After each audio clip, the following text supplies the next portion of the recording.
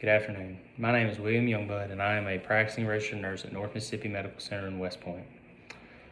Today I'm going to be talking about the national opioid crisis that is currently going on in our country and many of the ways that we can help combat that and some rather shocking statistics that I found throughout my research.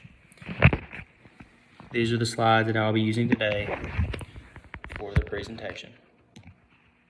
Now, the objectives for this presentation are that the audience will be able to describe the opioid crisis.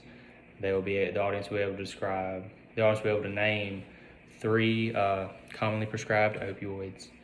The audience will be able to name an alternative treatment to opioids, and then the audience will be able to develop an alternative treatment plan to the use of opioids.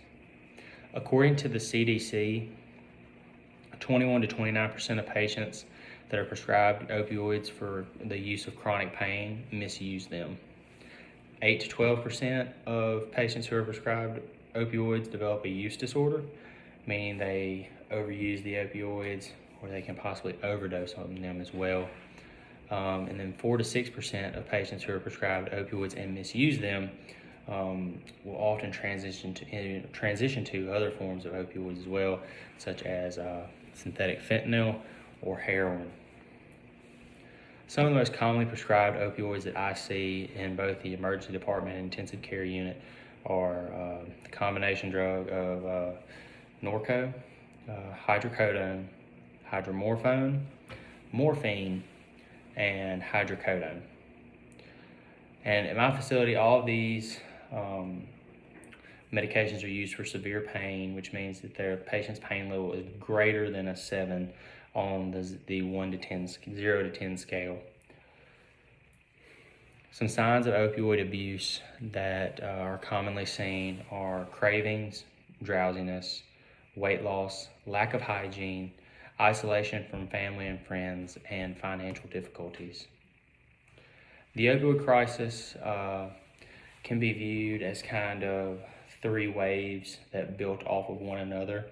The initial wave began back in the 1990s when opioids were beginning to be prescribed a lot more for the use of chronic pain.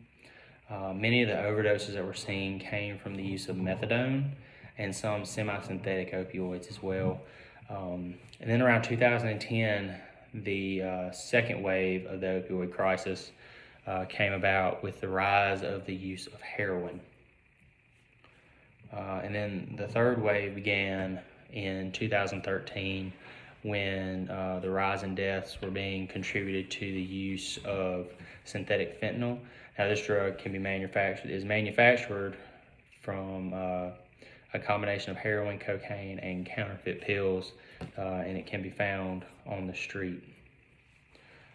Then we transition into opioid abuse in nurses.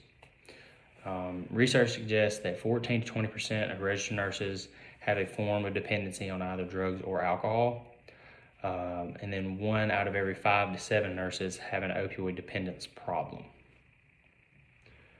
And then up to 10% of actively practicing RNs in the United States have a drug or alcohol dependency while they're at work, while they are practicing nursing, and while they are taking care of patients. Some signs of impaired nurses can be like a change in appearance.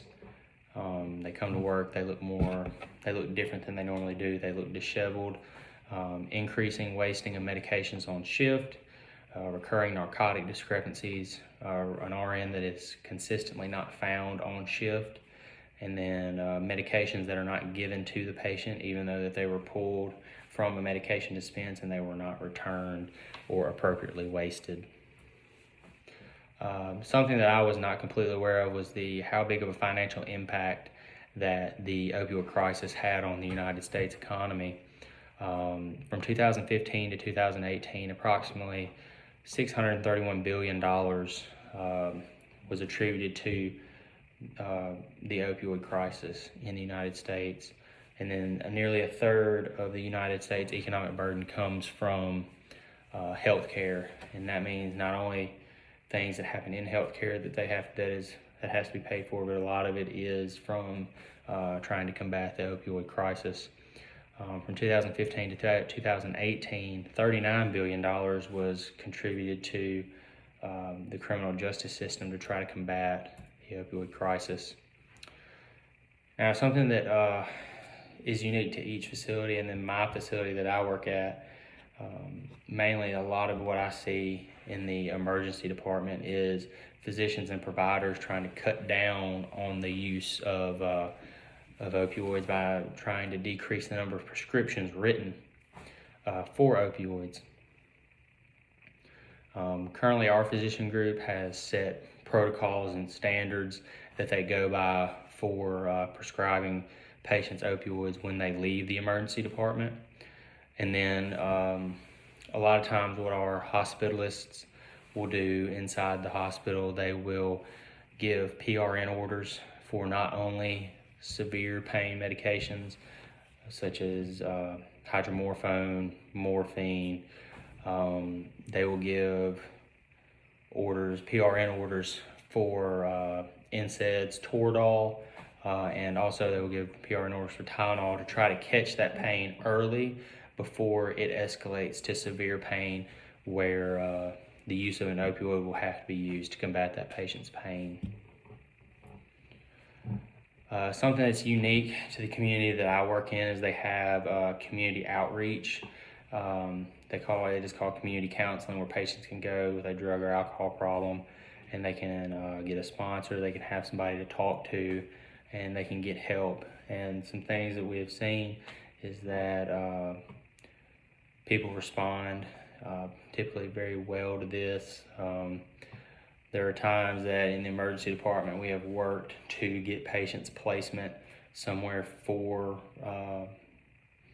opioid addiction or drug addiction, and tried to get ahead of that before somebody comes in and has an overdose or has major complications due to the use of opioids.